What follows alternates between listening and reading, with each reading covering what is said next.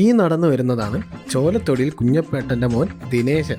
2 ദിവസം മുന്നേ ഇറ്റലിയിൽ നിന്ന് വന്നതാ. ഇപ്പൊ പോണത് കുമാരേട്ടൻ്റെ ചായപ്പീടിയിലേക്ക്. കുമാരേട്ടാ എന്തല്ല ആരപ്പാ? ദിനേശനാ?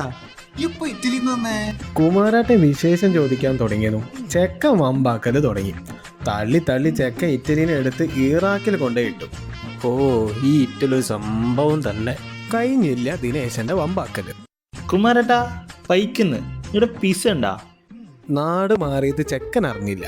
കുമാരേട്ടൻ അപ്പം തന്നെ ടാബ് തുറന്ന് ChatGPT-നോട് കാര്യം ചോദിച്ചു. ChatGPT, എന്തെന്നാ ഈ പിസ? പിസ എന്താണെന്ന് കുമാരേട്ടന് ഏകദേശം തിരിഞ്ഞ്. ഇല്ല മോനെ, കൽത്തപ്പ മതിയാ. പോർ പീപ്പിൾ, ഇവിടെ ആൽഫ്രഡ പാസ്ത ഉണ്ടാ? അവലോടിച്ച ഉപ്പുമാവുണ്ട്, അത് മതിയാ. ദിനേശൻ കുമാരേട്ടൻ ആകെ വഷളാക്കി. നിങ്ങൾക്കിപ്പോൾ ഒരു മാറ്റില്ലല്ലോ, അതിനൊക്കെ ഇറ്റലി. ഇനി കുറെ നേരമായല്ലോ ഇറ്റലി എന്ന് പറയാൻ തുടങ്ങിയിട്ട്. ഇറ്റലിയിലുള്ള കിടിലൻ സംഭവങ്ങൾ നമ്മളെ കണ്ണൂരുണ്ടോ?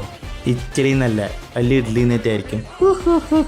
ഇനി കണ്ണൂർ വിസ്മയ അമ്യൂസ്മെന്റ് പാർക്കിൽ പുതിയ ഇറ്റാലിയൻ റൈഡ് വന്നതറിഞ്ഞ 72 അടി വലുപ്പത്തിൽ അതിങ്ങനെ പൊങ്ങി 360 ഡിഗ്രിയിൽ കറങ്ങും. എൻ്റെ ഇറ്റലി മാത്രമല്ല, അതിൽ കയറിയ ലോകം മൊത്തം കാണാം. ഗിരീഷേ, കുഞ്ഞപ്പോട്ടാ പോയേക്കാ. എന്നാ പിന്നെ അമ്മക്ക് ക്രിസ്മസിന് വിസ്മയിലേക്ക് വിട്ടാലാ?